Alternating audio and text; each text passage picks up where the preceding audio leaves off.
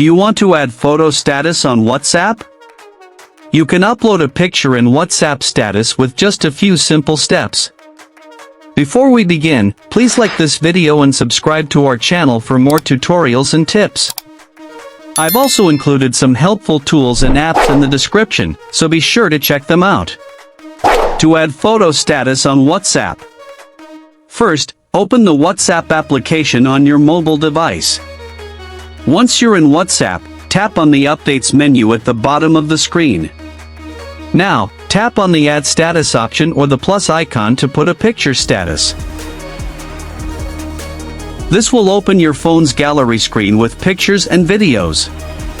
From here, you can either take a new photo by tapping the camera button or select an existing photo from your gallery. Once you've selected the photo, you will enter the editing screen.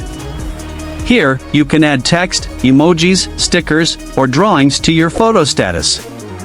After editing, tap the send icon at the bottom right corner. Your photo will now be posted as your WhatsApp status and will be visible to your contacts for the next 24 hours.